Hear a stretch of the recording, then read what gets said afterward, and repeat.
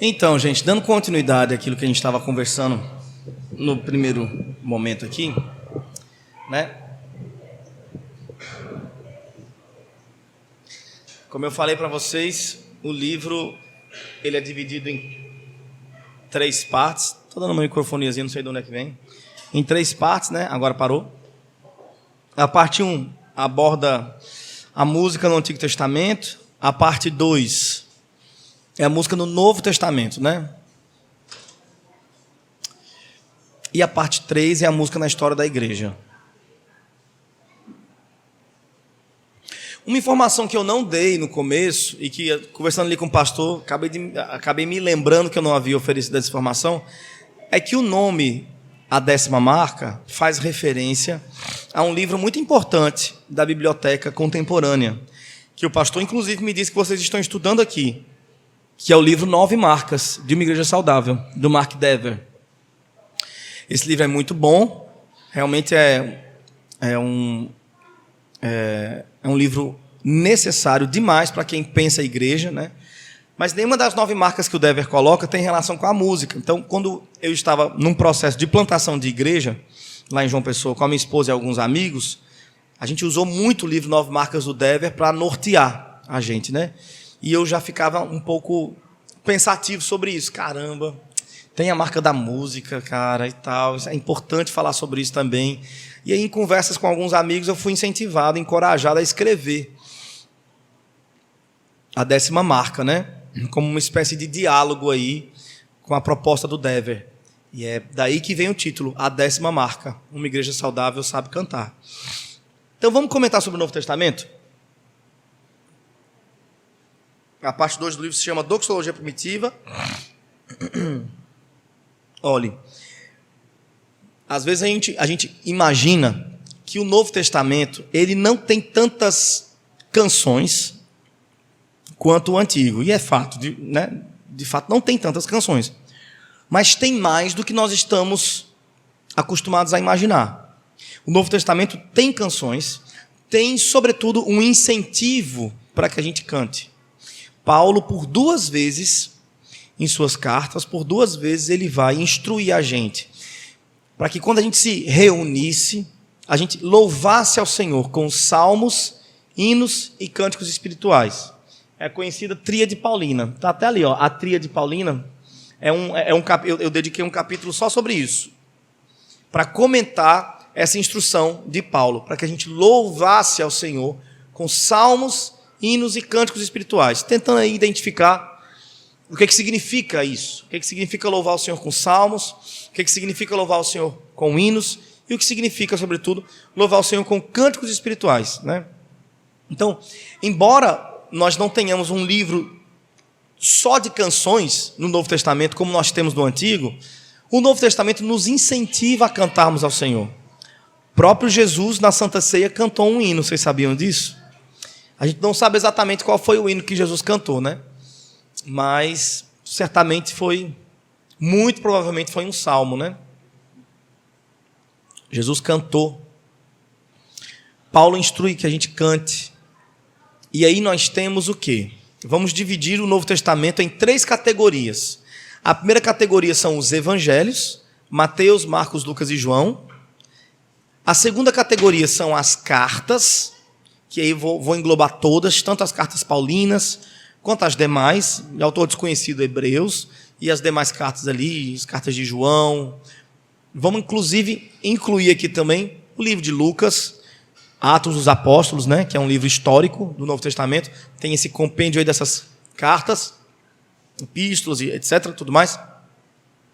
E, por último, a última categoria, vamos colocar Apocalipse. Então, dividindo o Novo Testamento dessa forma, simples, evangelhos, cartas e Apocalipse, nós vamos encontrar música nas 3 categorias. Nos evangelhos, a gente vai encontrar 4 das mais belas canções que a igreja já viu, né? E que foram canções amplamente utilizadas na história da igreja.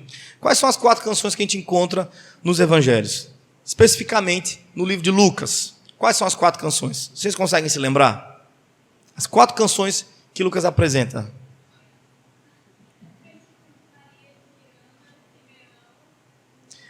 Simeão, né? Tem um cântico de Simeão, aquele camarada que a gente não tem muitas informações sobre ele, mas ele está na porta do templo, aguardando para ver a redenção, né?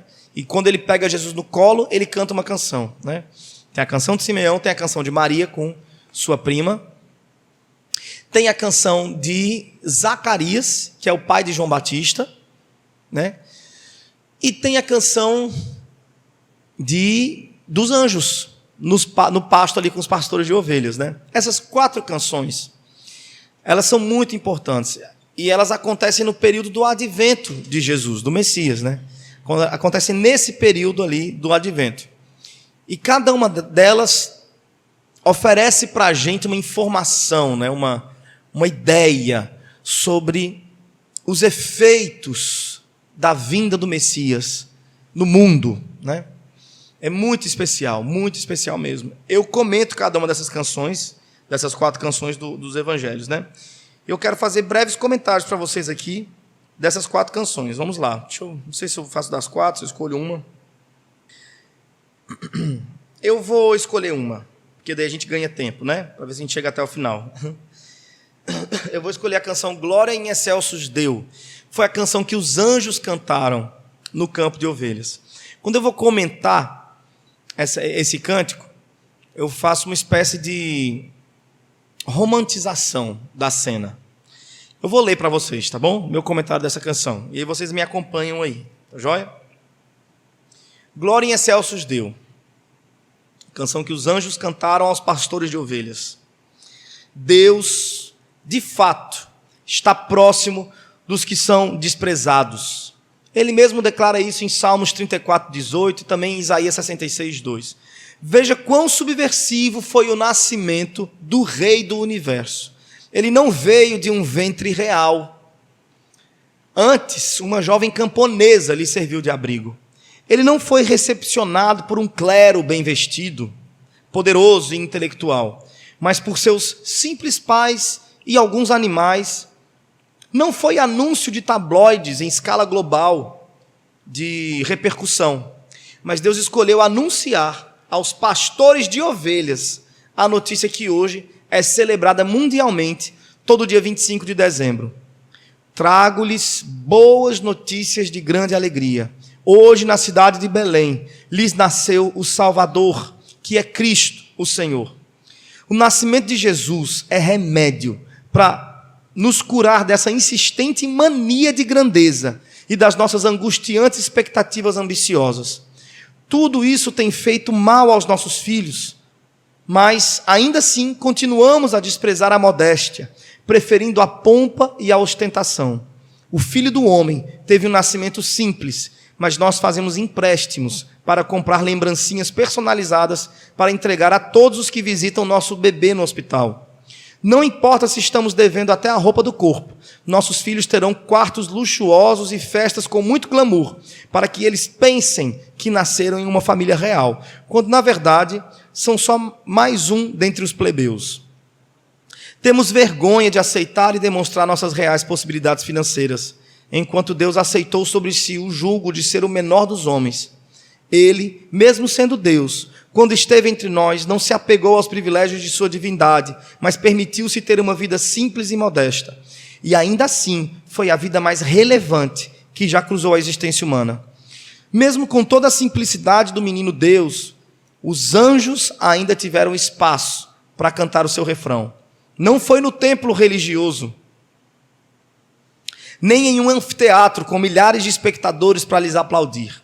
O perfeito canto celestial foi escutado, provavelmente, por menos do que 10 pessoas, e todas esvaziadas de sofisticação. Era gente pobre e humilde. Camponeses simples, trajados com roupas esfarrapadas por causa dos galhos, dos quais se precipitavam em busca de suas ovelhas. Tais convidados eram pastores de ovelhas. Dificilmente seriam capazes de tecer comentários com palavras sofisticadas acerca da majestosa apresentação angelical. Descrever esta cena apocalíptica de seres sobre-humanos cantando em perfeição harmônica, entoando notas nunca antes ouvidas ou sequer imaginadas pelos maiores maestros da música, era uma missão impossível. Não me surpreenderia ver os pastores, ao fim do refrão cantado pelos anjos, emudecidos ao chão, naquele silêncio zumbido que antecede a gargalhada coletiva. Os imagino rindo de olhos estatelados uns para os outros, em abraços e exclamações das mais populares. Naquela noite, os grandes artistas da época dormiam, sem saber que estavam perdendo o maior espetáculo de canto em coro, já visto pelo homem até então. Esse privilégio foi dado a alguns poucos pastores, que, quando velhos, certamente gastavam horas contando para as crianças da vizinhança como soavam as vozes dos anjos. Imagino que a meninada se ria, considerando absurdo que estes homens tivessem, de fato, visto anjos cantarem.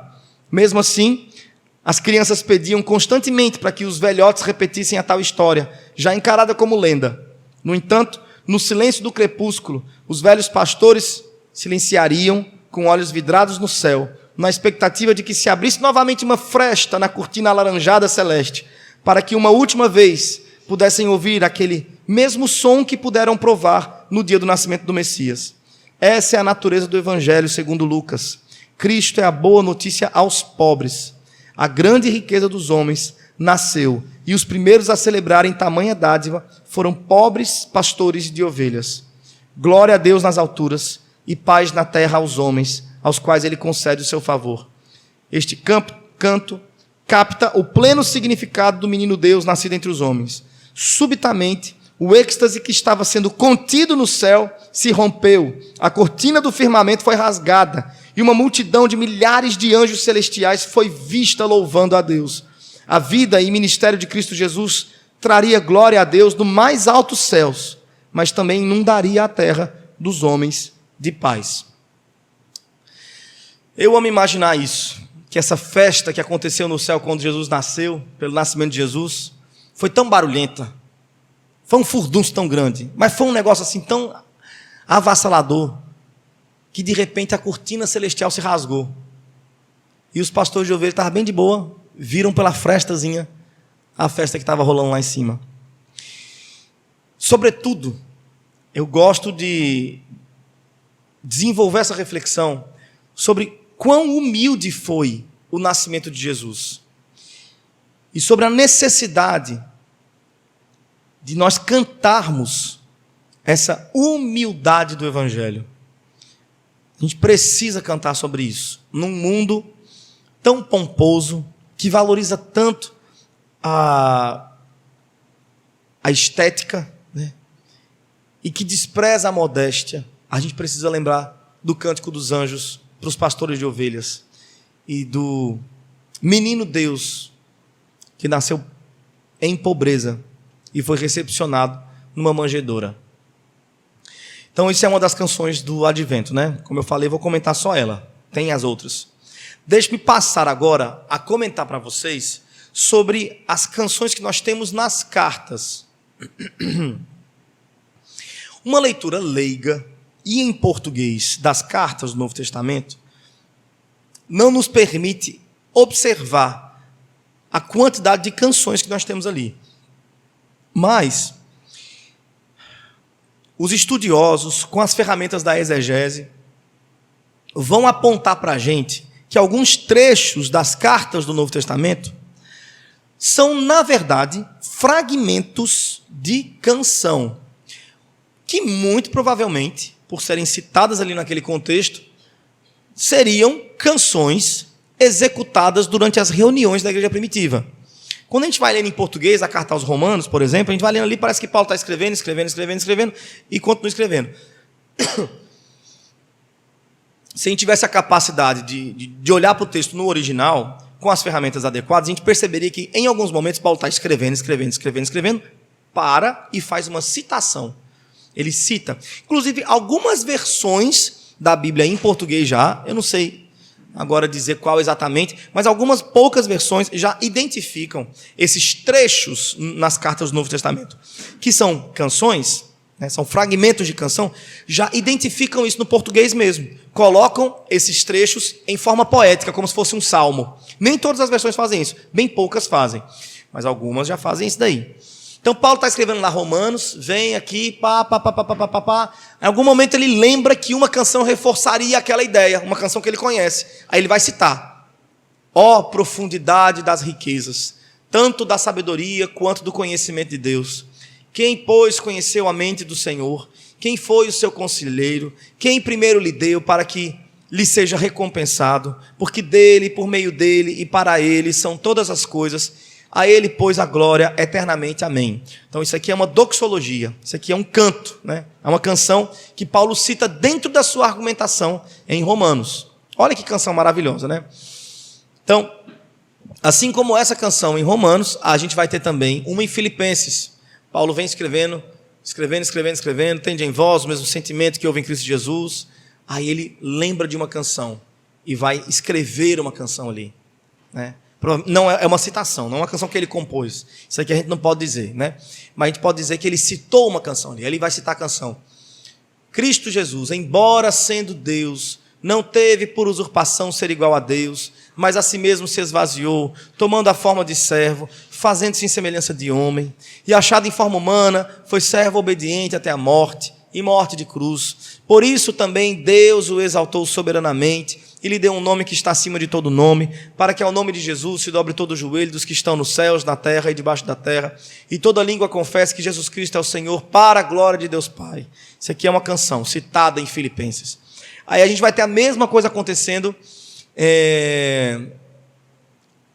em Colossenses, né? Ele é a imagem do Deus invisível, primogênito de toda a criação, né? Porque nele foram criadas todas as coisas, nos céus, na terra, as visíveis ou invisíveis, sejam tronos, dominações e tal. Então, outra canção que Paulo vai citar ali. Aí a gente vai encontrar a mesma coisa acontecendo na primeira carta a Timóteo, quando Paulo cita uma cançãozinha desse tamanho, que é maravilhosa, inclusive vou até comentar sobre ela um pouco. Porque essa canção que Paulo vai citar em Timóteo é uma canção conhecida na história da igreja como a primeira confissão de fé da igreja primitiva. E isso é maravilhoso. Confissão de fé é um documento técnico, né? É um documento bastante importante, né? E a primeira confissão de fé, ela foi feita em formato de canção. E Paulo vai citar essa confissão de fé em Timóteo capítulo 3, que é assim, é uma cançãozinha desse tamanho. Aquele que se manifestou em carne e foi justificado no Espírito, visto pelos anjos, pregado entre os gentios, crido no mundo e recebido acima na glória. É uma canção, mas essa canção, ela descreve a natureza da fé da igreja primitiva. Por isso é considerada a primeira confissão de fé da igreja. Desse tamanho. Você já viu a confissão de fé de Westminster? É gigantona, né? É claro que no decorrer da história muitos assuntos foram surgindo e muitas questões foram surgindo, despertando na igreja a necessidade de se afirmar, né? E aí a confissão de fé foi crescendo para resolver algumas questões até de heresias, né, que surgiram na igreja. Mas na igreja primitiva a confissão de fé é desse tamanho e é uma música. Eu acho isso fantástico. A primeira confissão de fé é uma música, é fantástico. Ele se manifestou em carne, então aqui a gente já vai ter aqui uma afirmação sobre a igreja crer na encarnação, né? É uma afirmação sobre a encarnação de Cristo. Isso é um assunto importantíssimo na igreja primitiva, foi a grande questão da igreja primitiva.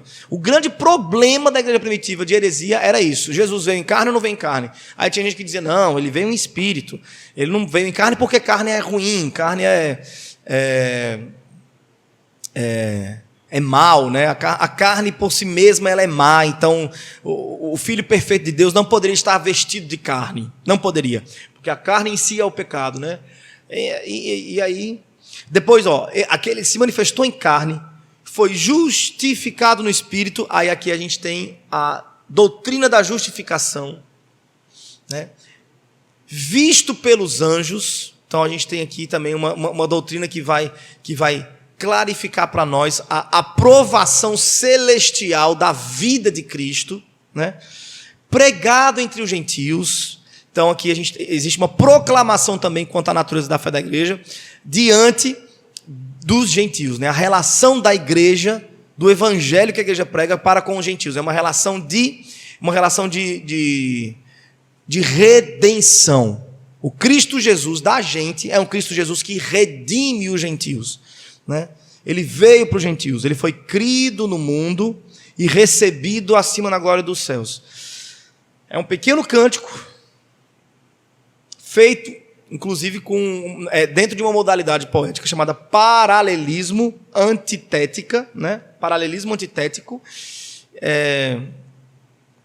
e traz para a gente a natureza da fé da igreja primitiva. O que isso vai nos dizer hoje em dia? Vai nos dizer sobre a necessidade que temos de cantar acerca do que cremos.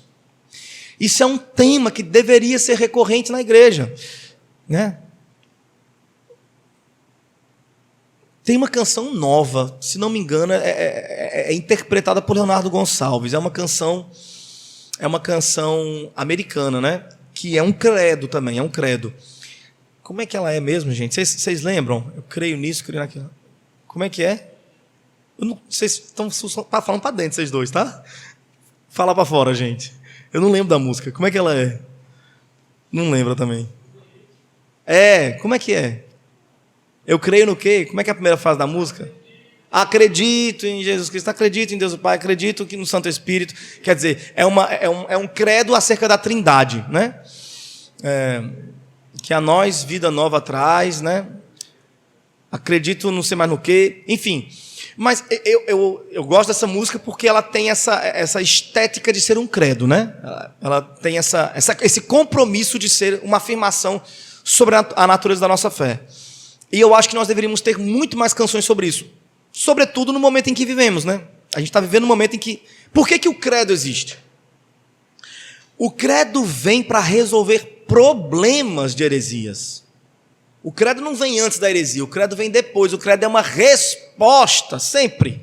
Sempre que alguém elabora um credo, elabora para responder heresias e problemas das mais diversas naturezas que a igreja está enfrentando. Meu Deus do céu, a gente está vivendo um momento tão terrível quanto a natureza da nossa fé. A gente está vivendo um momento tão terrível quanto aquilo que a gente acredita, acerca daquilo que a igreja... acerca da natureza da igreja no mundo. Então, é muito necessário que a gente desenvolva canções que falem sobre a natureza da nossa fé. O que nós cremos. O que é que nos define como cristãos no mundo, né? Então, essa canção de 1 Timóteo é um excelente exemplo acerca disso, né? Eu comento cada uma das músicas trazendo para vocês esse tipo de reflexão. Do que é importante ao olhar para essa música na igreja primitiva, o que é importante para a gente, nos dias de hoje, cantar. O que é importante que a gente cante, né? Bom, depois da igreja, dessas músicas das cartas, que eu vou fazer nesses comentários, aí eu vou para o Apocalipse. Lá no Apocalipse também eu vou comentar cada uma das músicas que aparecem lá no Apocalipse. São várias, Apocalipse é praticamente uma peça da Broadway, de tanta música que tem lá. Ah, legal. Estou vendo aqui, lembrei de um negócio que eu nem sabia que eu tinha feito. Mas eu lembrei aqui que foi muito legal essa pesquisa. Eu fiz uma pesquisazinha para escrever esse livro, virou pizza aqui dentro, sobre a categoria teológica das músicas. Mas, enfim, não vale a pena entrar nesse assunto agora, mas eu lembrei disso aqui. Preciso falar mais sobre isso. Tá, mas as canções sobre o Apocalipse, né? São várias canções, eu comento cada uma delas e quando a gente vai olhar para as canções do Apocalipse, as canções do céu de Deus, né? A forma como Deus elabora o seu repertório no seu culto final, né? No seu culto de triunfo final, né? Quem escolhe o repertório é Deus ali. A gente, ao olhar para o repertório de Apocalipse, a gente também é encorajado a cantar sobre o triunfo da igreja diante do mal no mundo. A gente é encorajado a cantar sobre a coletividade. Porque quando João vai narrar ali o que ele vê no Apocalipse, uma das coisas mais belas que João diz é que ele identifica no meio do canto povos de toda tribo, língua, povo, raça e nação. Isso é maravilhoso e passa batido nos nossos olhos. Quando João diz que ele observa, diante do louvor que está sendo prestado a Deus ali no céu, povos de toda tribo, língua, povo, raça e nação, ele está dizendo com isso que o céu de Deus não é uniformizado. A gente tem a tendência de uniformizar a igreja de Deus na terra. E Deus não se preocupou em fazer isso no céu. A gente tem a tendência... se você segue alguém aí, alguns blogs que analisam a música cristã, gente que fala sobre música congregacional, você vai notar que uma tônica dos assuntos sempre é esse, né? O que é música congregacional? Aí as respostas são sempre respostas que uniformizam a igreja. Música congregacional é uma música assim, assim, assim e assim. Que no final das contas, se você quiser traduzir, botar a tecla SAP, eles falam um bocado de coisa. No final das contas, a gente poderia resumir numa frase. Música congregacional é música europeia / americana. É isso que é música congregacional. Porque se você falar assim, tá, então pode ser um samba? É complicado. Samba é complicado. Pode ser uma bossa nova? É complicado. Eles não vão dizer que não pode ser. Porque pode ser. E todo mundo sabe disso. Mas eles vão dizer que é complicado.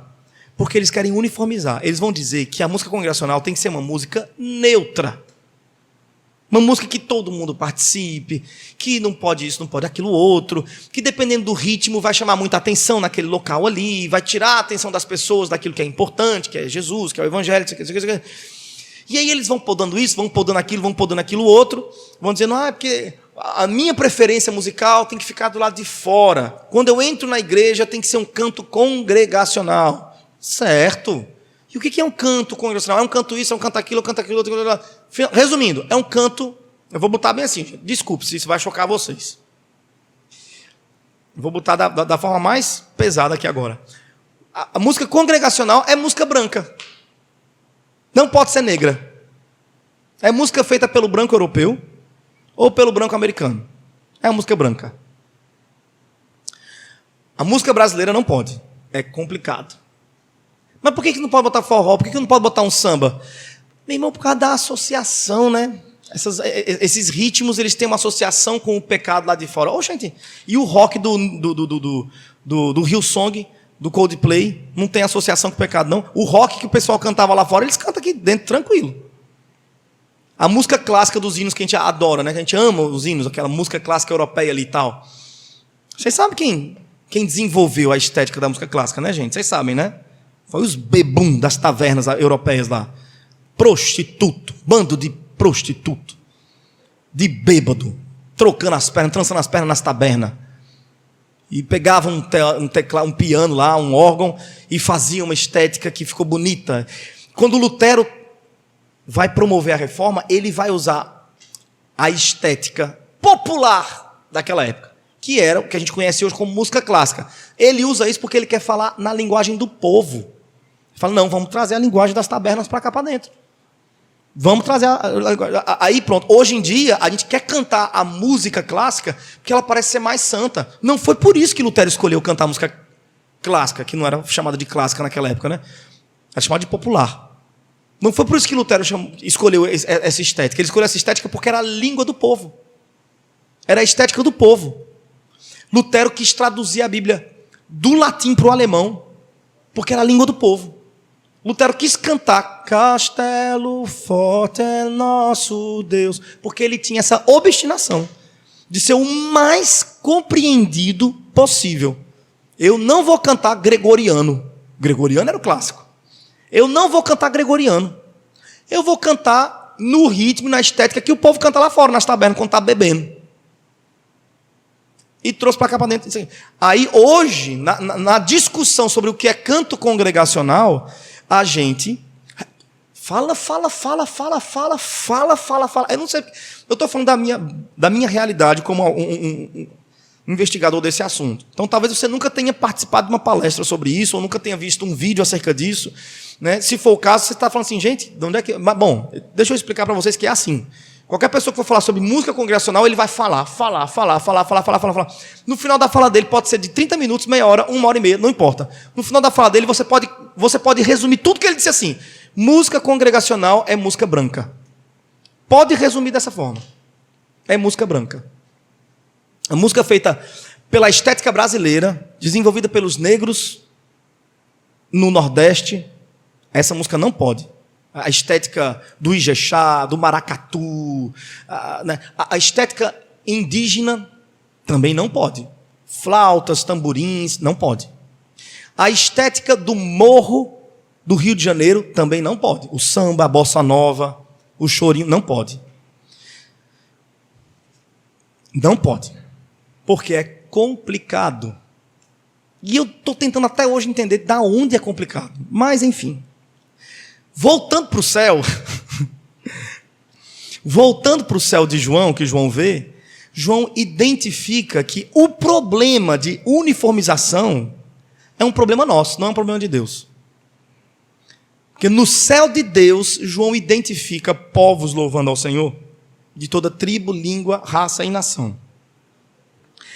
Se ele identifica, é porque existem sinais claros de distinção. Como é que ele identificou que aquela galera ali não é a mesma galera do que essa? Sugestões.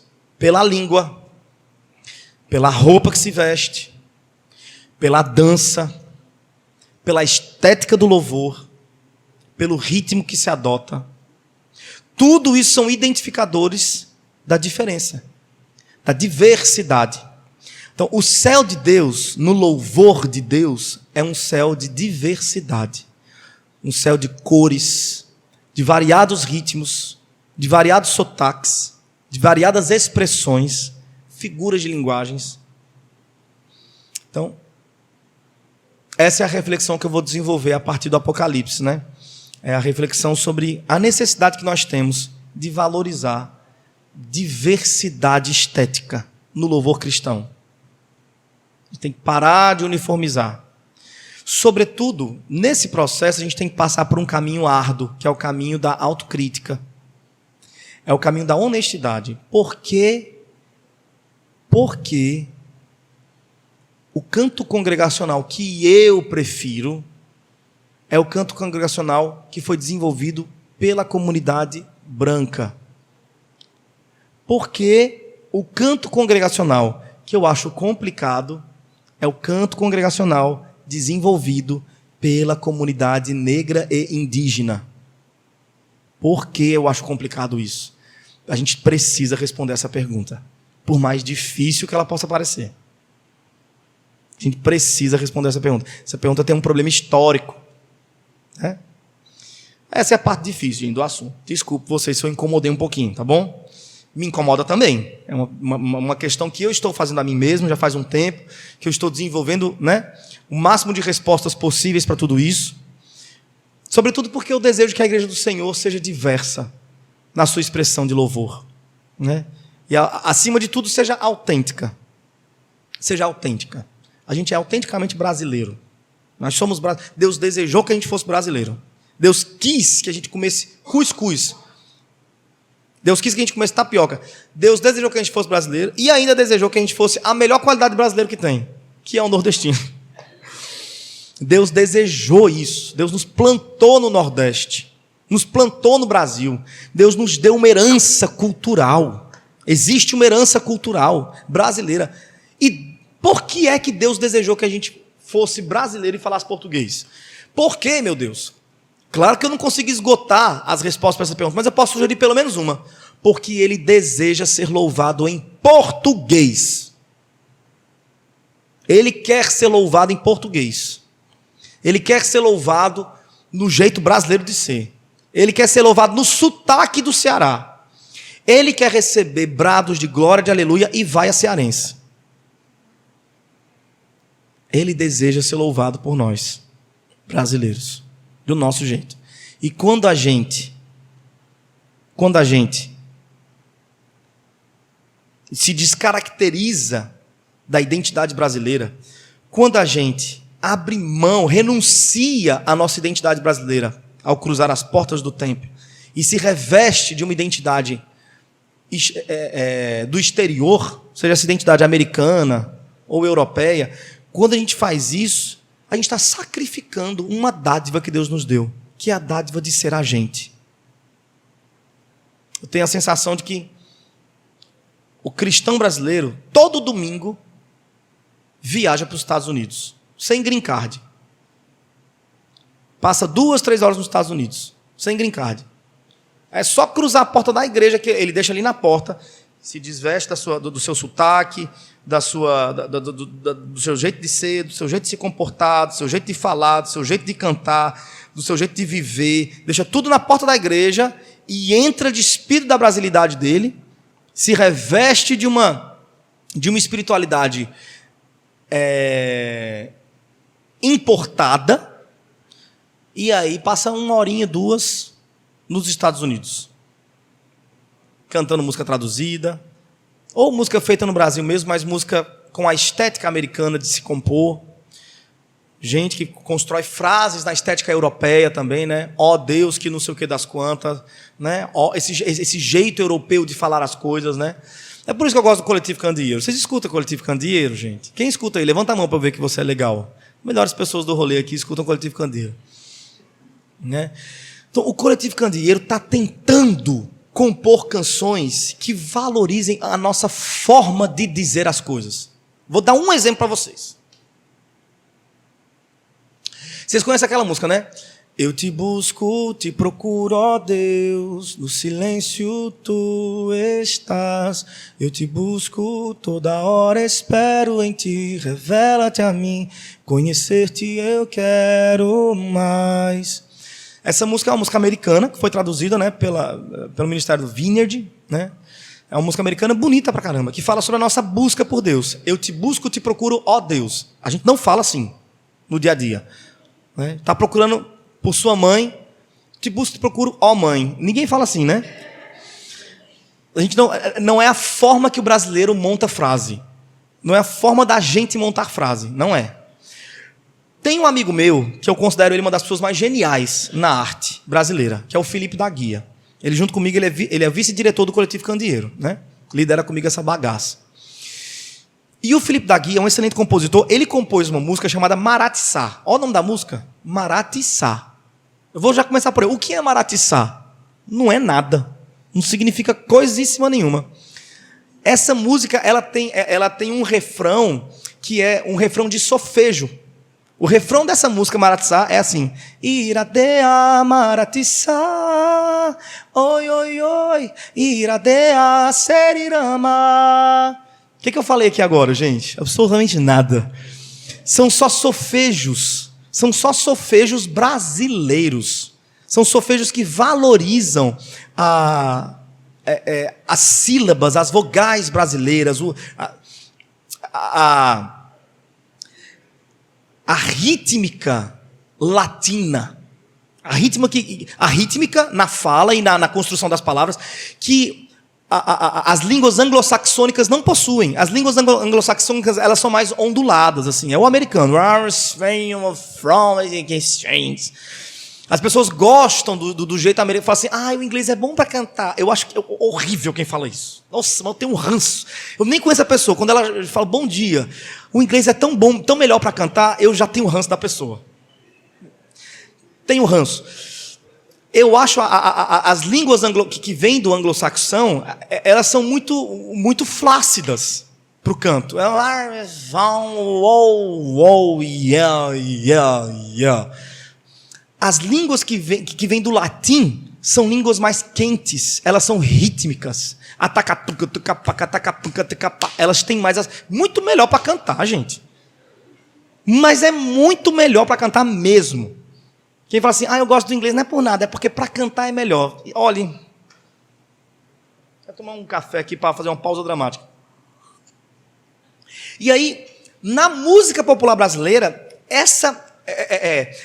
esse potencial rítmico é muito valorizado. Existem muitas músicas populares brasileiras, mas muitas mesmo, que criam solfejos. O que é solfejo? É um momento na música em que você não está dizendo algo necessariamente lógico, né? Mas você está se expressando com energia, com alegria. Entendeu? Até a Xuxa faz isso. Hilari, larie. Oh, oh, oh. Hilari, larie. Esse lari, lari, lari. Gente, isso pega.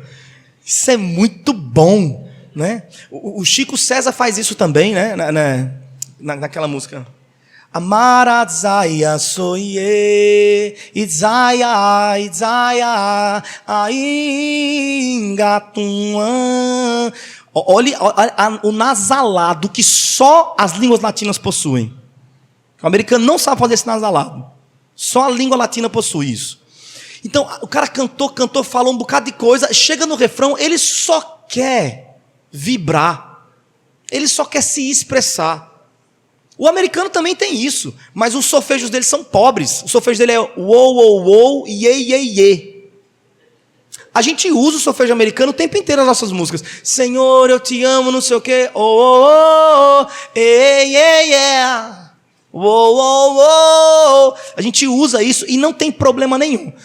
Pronto, o da Guia, como é um reconstrutor do cancioneiro brasileiro cristão, ele tem proposto isso, da gente aproveitar a nossa estética poética, né? Aproveitar aquilo que a gente tem no Brasil e fazer canções. Então, nessa música, que se chama Maratissá, o refrão é Iradea Maratissá, oi, oi, oi. Ah, lá vai o pau-americano. Iradea Serirama.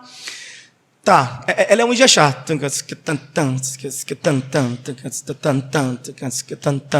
E aí, olha só, essa música, da Guia não compôs para ser uma versão brasileira da proposta de Eu Te Busco, Te Procuro a Deus. Ele não compôs pensando nisso. Longe, não compôs. Mas quando eu ouvi a música do Da Guia, falei, velho, é o jeito brasileiro de cantar Eu Te Busco, Te Procuro a Deus. A música vai dizer assim, ó. Andei que só pra encontrar você, fiz prece e fogo pra tu me ver.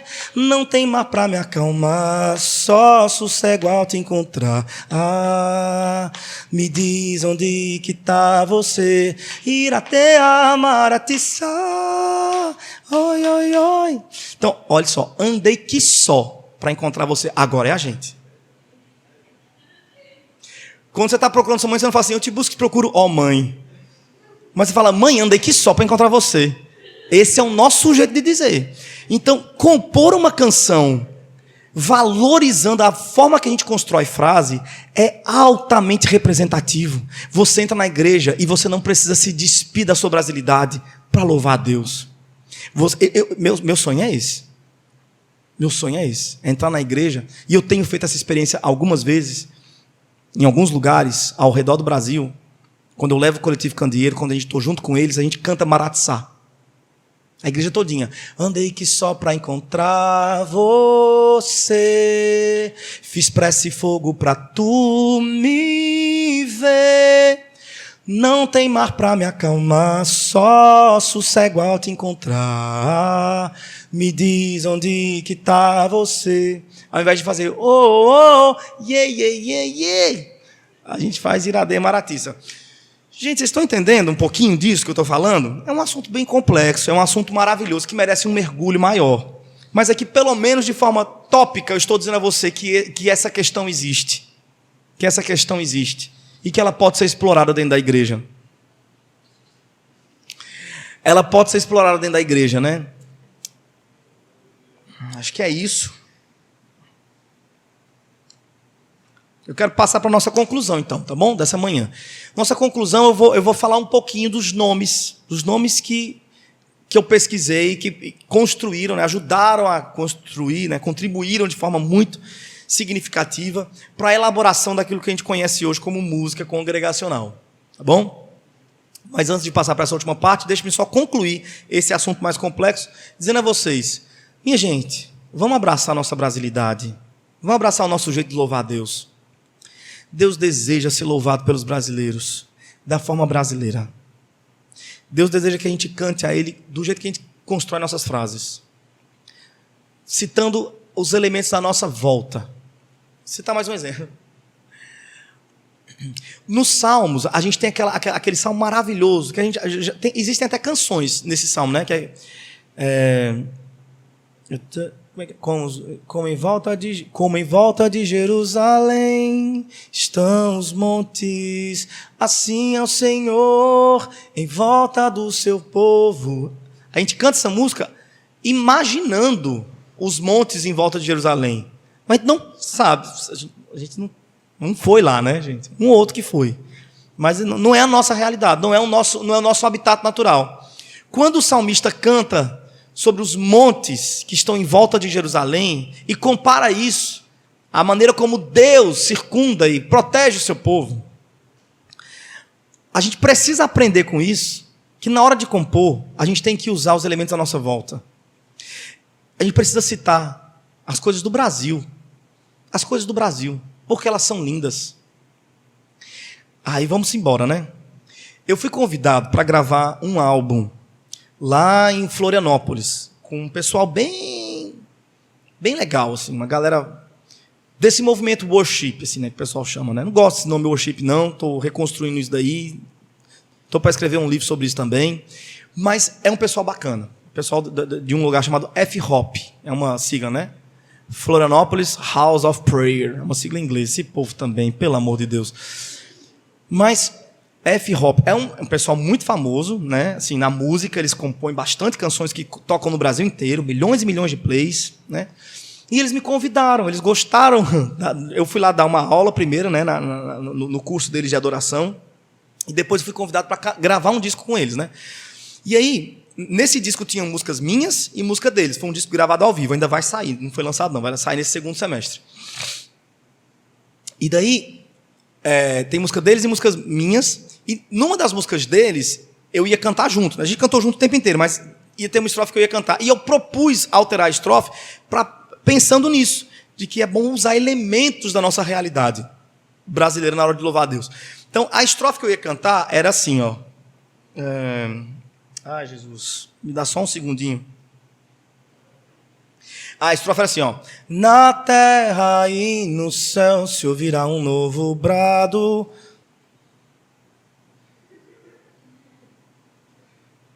Grande é o Senhor, tudo que já foi criado lhe dará uma canção. É isso. Na terra e no céu se ouvirá um novo brado. Eu gosto disso, mas eu sei que essa é uma forma muito clássica de dizer as coisas, entendeu? Brado é uma palavra que a gente não ouve muito por aí, né? E eu queria reconfigurar essa estrofe. Eu disse, gente, já que eu vou cantar essa estrofe, eu posso ter a liberdade de reescrevê-la?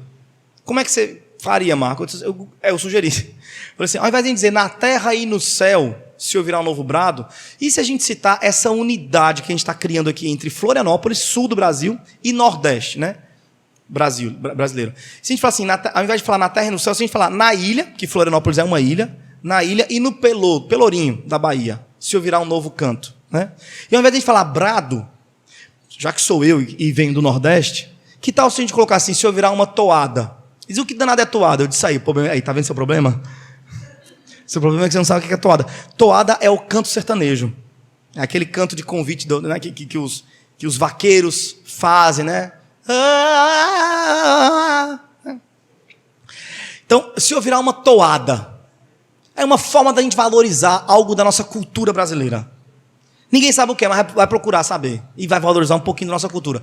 Então, na ilha e no Pelô se ouvirá uma toada. E ao invés de a gente botar assim, grande é o Senhor, eu gostaria de cantar, eita, que grande Deus.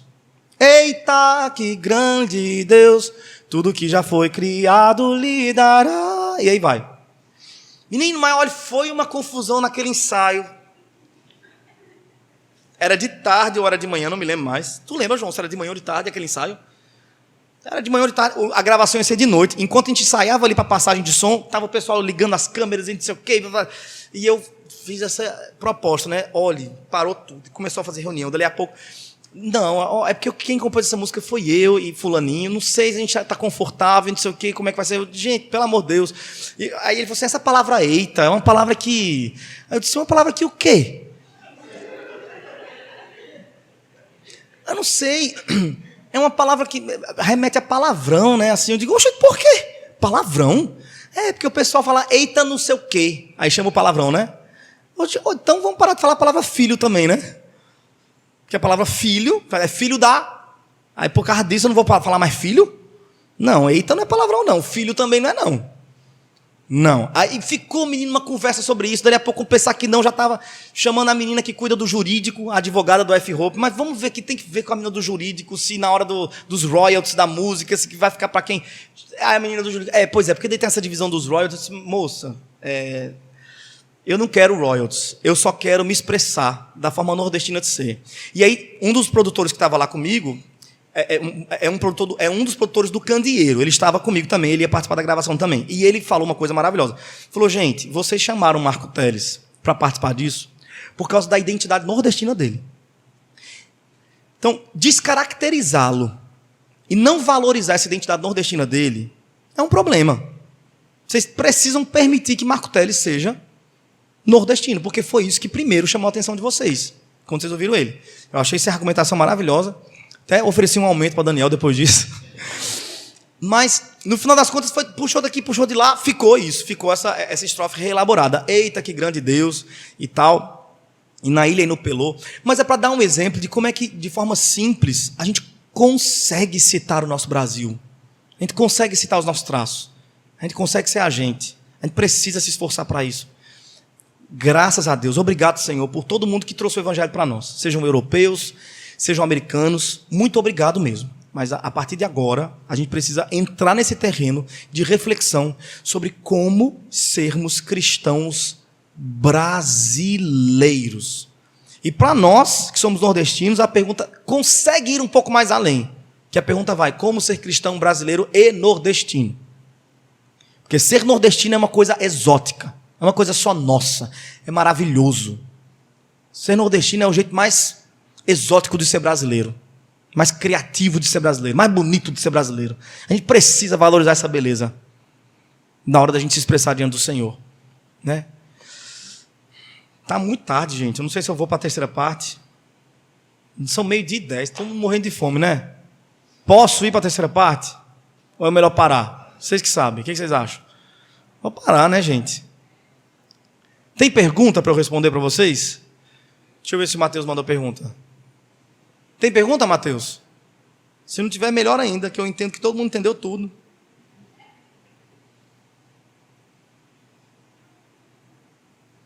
O Matheus não me mandou pergunta nenhuma. Então, gente, deixa eu só concluir, então, dizendo a vocês que a terceira parte do livro... Bota aqui, por favor, a terceira parte do livro, só para eu mostrar como é que é o desenvolvimento dela. Mais um? Aí.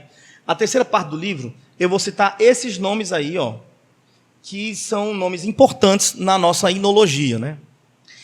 Vou começar citando Gregório Magno, que foi quem desenvolveu o canto gregoriano. Ele foi um papa do século IV. Segundo Calvino, ele foi o último bom papa, né?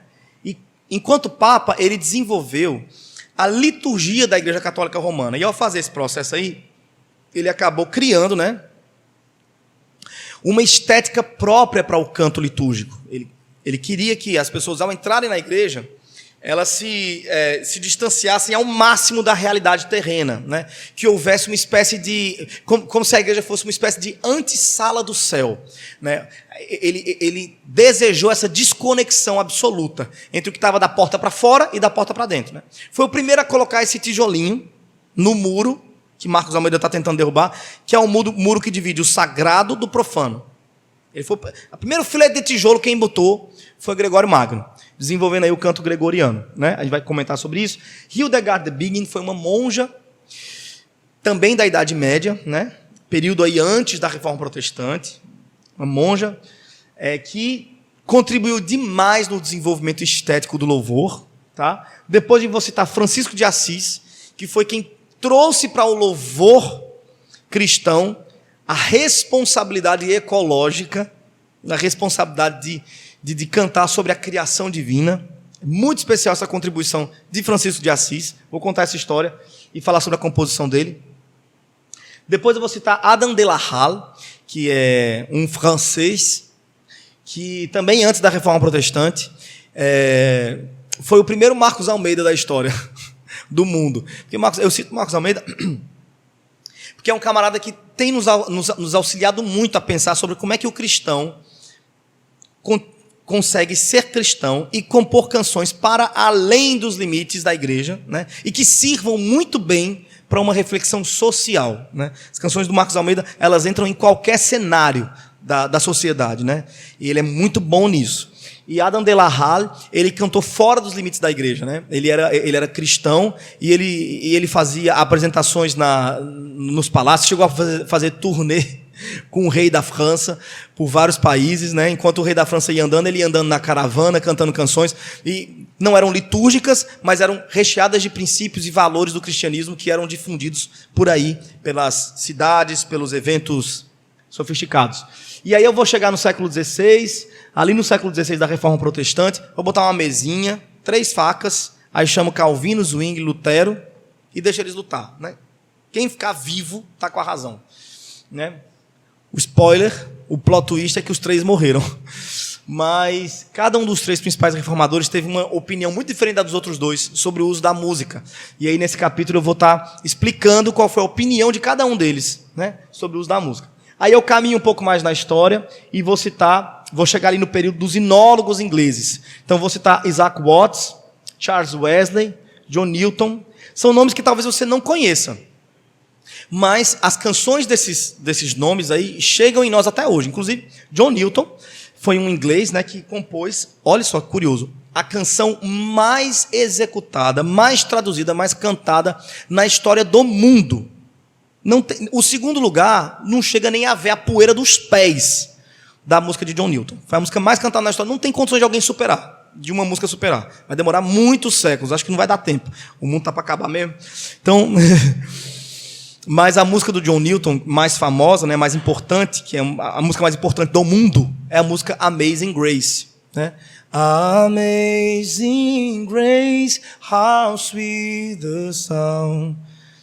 Acho que vocês devem conhecer. Tem algumas versões em português.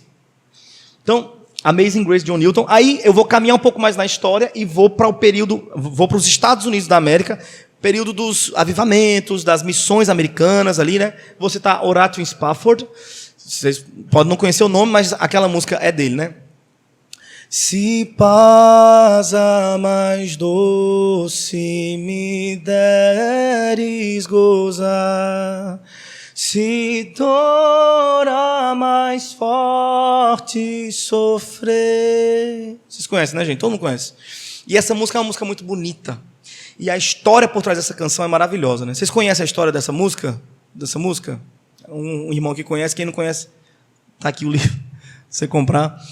Mas o Horatio escreveu essa música na proa de um navio, quando esse navio, no qual ele estava, né, plainava no local exato do Oceano Pacífico, no qual suas 4 filhas morreram de um naufrágio, né?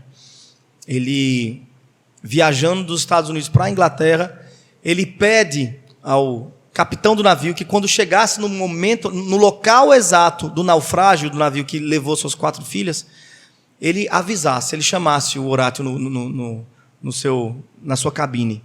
E Horatio então subiu para a proa do navio, ficou ali e compôs essa canção.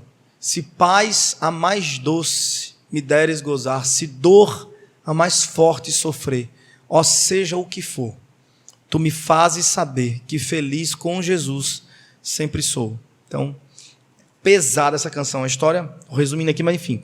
A Horatio Spafford, vou citar outra americana, que é Fanny Crosby, a compositora cega. Ela cega desde recém-nascida, quando teve um erro médico ali, uma complicação médica numa medicação, e ela ficou cega. A compositora cega. Dessa galeria aqui, é a pessoa que deixou a contribuição mais volumosa. O maior número de canções foi deixado aqui por Fanny Crosby, uma mulher cega. E curioso que, embora a vida inteira cega, me parece que dentro do cancioneiro cristão, Ninguém viu mais claramente a Jesus do que Fanny Crosby, porque suas músicas são preciosíssimas em sua cristologia.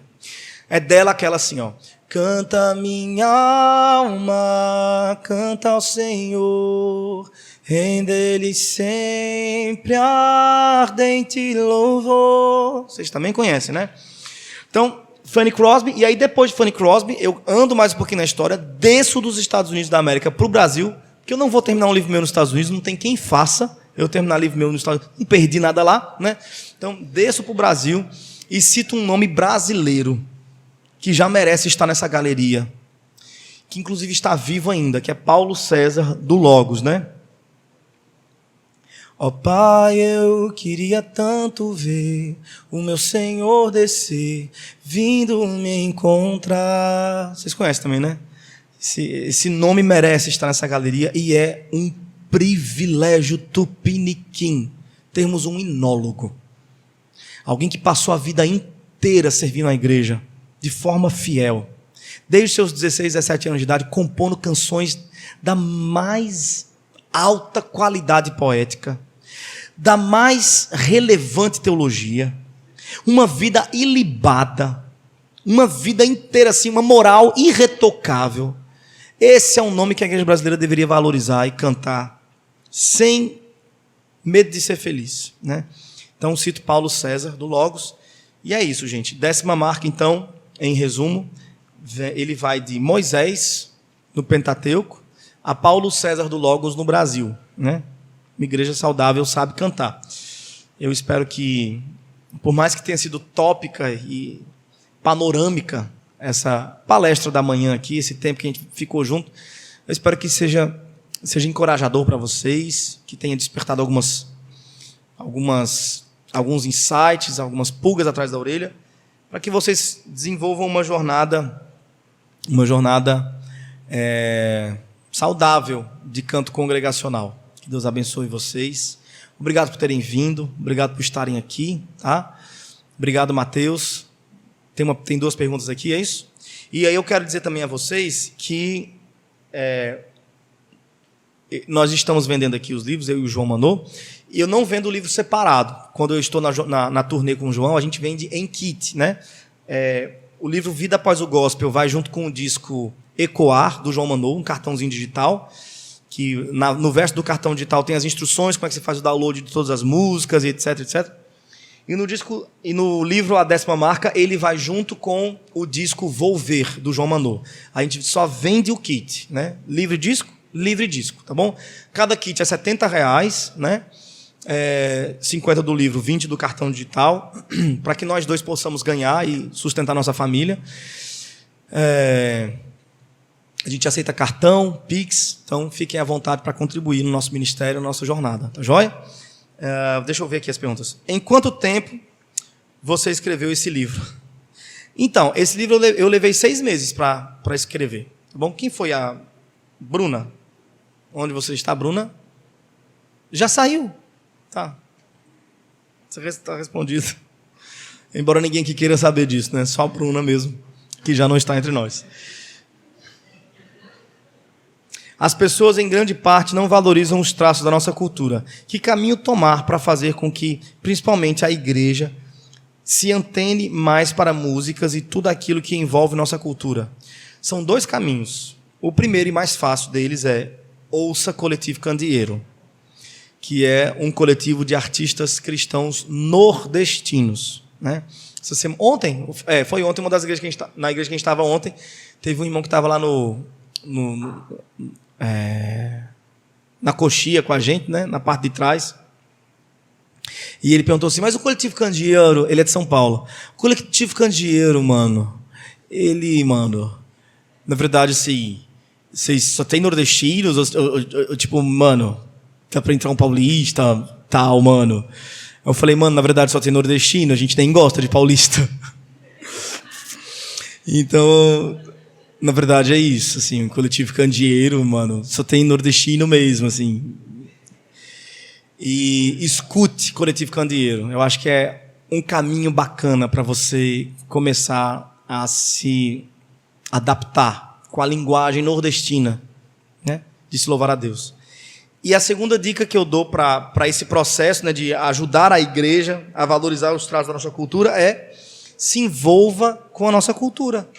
Vá ler Machado de Assis, vá ler Clarice Lispector, vá ler Augusto dos Anjos, Camões, autores da língua brasileira, para você entender um pouquinho dessa estruturação da poesia brasileira, né? Assista filmes brasileiros, ouça Caetano Veloso, Maria Bethânia, Chico César, Chico Buarque. Ouça, gente, ouça, é importante. É importante. Com todo o filtro que a igreja proporciona e o evangelho proporciona para a gente, né? E pelo amor de Deus, não vem me dizer que isso é uma questão complicada e nem vem me dizer que você ficou chocado. Porque você assiste Marvel, você assiste pancadaria de série, sangue para todo lado, você fica assistindo Stranger Things, é um menino com a cabeça rodando para trás, e vem me dizer que ouvir Maria Bethânia é um problema? Ah, vá catar coquinho. Então, olha a pergunta. Como entrar no Coletivo Candeeiro? Miqueias. Quem é o Miqueias? Tudo bom, Miqueias? Mande seu material pra gente. Você é nordestino? Essa é a primeira pergunta.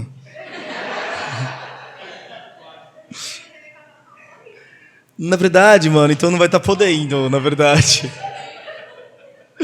Mas que bom. Gente, eu faço piada com paulista, mas é só uma reparação histórica. Eu amo os paulistas, tá? É só de tanto... Depois, os paulistas já fizeram tanta piada com a gente... que a gente faz piada agora como reparação histórica. Mas eu amo os paulistas, tenho muitos amigos, na verdade, que são de São Paulo e tal.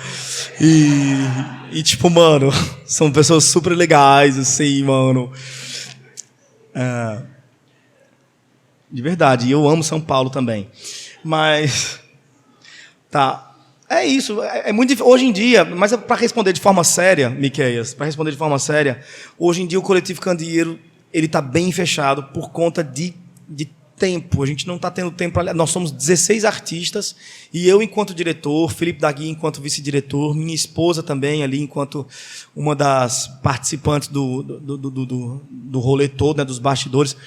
A gente cuida de cada um dos 16 artistas de forma muito completa. Então, é um cuidado estético, é um cuidado espiritual, é um cuidado de elaboração da identidade de cada um deles, da campanha de cada um deles, do conteúdo de cada um deles, das letras de cada um deles. É um trabalho muito minucioso, muito de perto, é uma coisa muito paternal, é de trazer para dentro de casa mesmo assim. Então, 16 filhos já é uma quantidade que a gente já está assim, suando sangue para conseguir lidar com a carreira de cada um deles. Então, por conta disso, hoje a gente está tendo que falar muitos nãos, assim, para a gente genial. Que a gente tá essa semana, meu Deus do céu, essa semana a gente esteve no Crato, eu e o João, né, com a turnê do Viver é Juntar, e a gente conheceu algumas pessoas incrivelmente talentosas, com composições incríveis, gente genial, assim, meu Deus do céu, talentosíssimos. E eu falei, João, como é que não bota essas pessoas no Coletivo Candeeiro? Como é que não coloca no Coletivo Candeeiro? Sabe, para a gente é um terror olhar para os nordestinos talentosos que poderiam compor o Coletivo Candeeiro e entender que hoje, pelo menos, é impossível, inviável. Ou é isso ou eu crio meus filhos, né? Entendeu? E eu preciso criar meus 2 filhos, né, gente? Então hoje está bem fechado, assim. Não estou dizendo que não entraria alguém, né? Se vier uma Midian Nascimento, vai entrar. Nem que a gente tenha que puxar, esticar, alguma coisa acontecer. Enfim, mas é difícil, irmão. É difícil. Mas aí, para finalizar, embora não esteja tão fácil hoje entrar no Coletivo Candeeiro, por conta de logística mesmo, o Coletivo Candeeiro está à disposição de qualquer artista nordestino para ser uma salvaguarda, para auxiliar. Você precisa de quê? De produtor? A gente tem produtor aqui, vamos conversar. Você precisa de estúdio, você precisa de ajuda na hora de contratos, de como é que grava, para ficar mais barato o seu projeto. A gente tem pessoas que terceirizam com a gente, que tem parceria, que pode fazer uma mixagem mais barata, tudo isso. Você precisa de arte gráfica, a gente tem pessoas que podem fazer também, com valores bem abaixo. Você precisa de quê? De uma mentoria sobre Spotify, Deezer, plataformas digitais. A gente pode tentar marcar um dia de conversar sobre isso. Enfim, Coletivo Candeeiro. Você precisa de um feat. João Manô está aí, eu estou aqui, Ana Heloísa está aí. Está todo mundo à disposição para auxiliar bons artistas nordestinos que estejam começando. Você não precisa ser do Coletivo Candeeiro para ter um apoio do Coletivo Candeeiro, né? Só precisa mesmo, mano, na verdade, ser nordestino. Mas é isso, gente. Tem uma última pergunta para encerrar. Como desconstruir esse tema e essa cultura musical que encarnamos dos americanos e europeus? Só conversando sobre isso, só apontando para o problema. Primeiro momento, a gente vai ficar feito uma barata tonta dizendo que o problema existe, né? A primeira fase da questão é dizer apenas que o problema existe, é apontar para o problema, apontar para o problema. Parece que não tem solução. Vai ficar apontando, faz conversa, lê livro, roda de conversa aqui, faz dinâmica, faz não sei o quê, de grupo, pergunta e resposta, mesa redonda, não sei o quê, lá. Um dia as soluções começam a aparecer. Eu acho que o Vida Após o Gospel, o 10ª Marca, são proposições de soluções para tudo isso, inclusive. O Coletivo Candeeiro é proposição para isso. O trabalho do Gerson Borges é proposição para isso também, né? Gerson Borges tem aquele livro Ser Cristão Sem Deixar de Ser Brasileiro.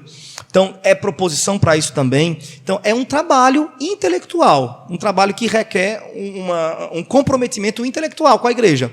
Tem que apontar para o problema, tem que conversar sobre o problema até resolver. E isso vai demorar anos. Anos. É um trabalho que a gente faz hoje para os nossos filhos colherem, para que os nossos filhos sejam membros de igrejas mais brasileiras. É para eles que a gente faz tudo isso. Porque para nós, eu sou tão pessimista que eu vou dizer isso.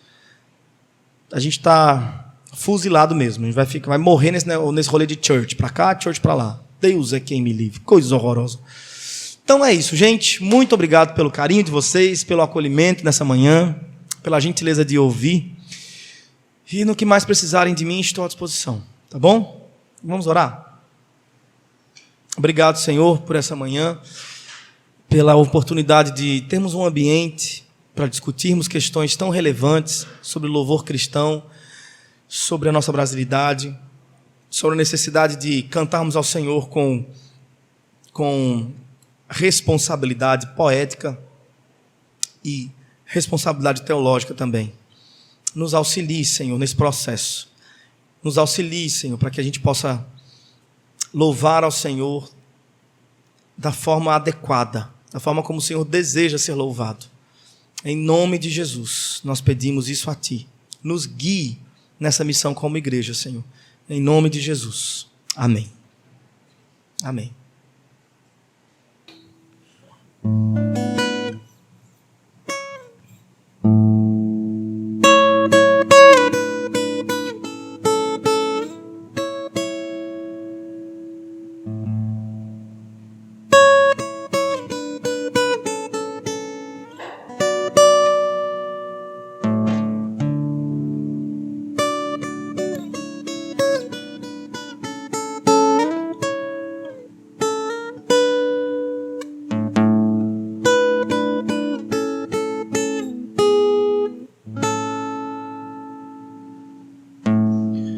Senhor, não me disciplines por aquilo que me aflige e me prende à solidão.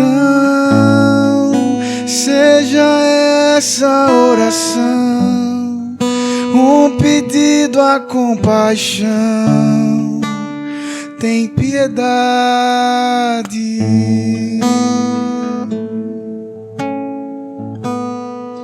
Meu coração não tem jeito, se agonia no meu peito, anda pra lá e pra cá, não para de perguntar quando virás me salvar da dor que invade.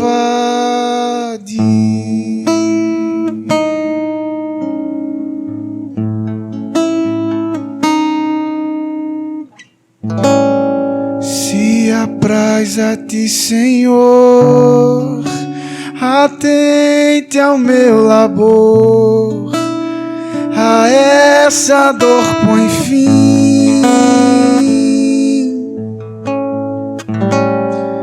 Livra-me de quem eu sou, põe em mim o Teu amor e minha alegria em Ti.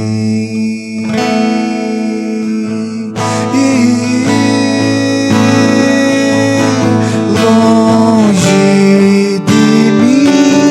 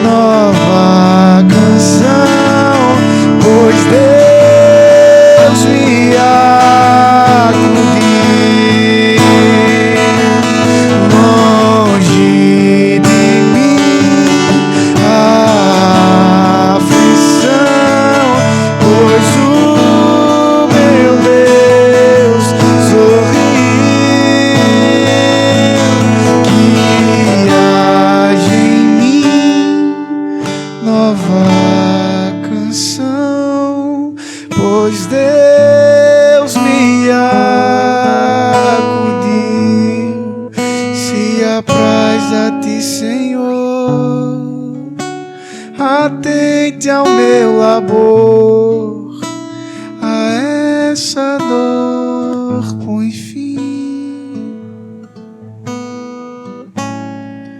Livra-me de quem eu sou, põe em mim o teu amor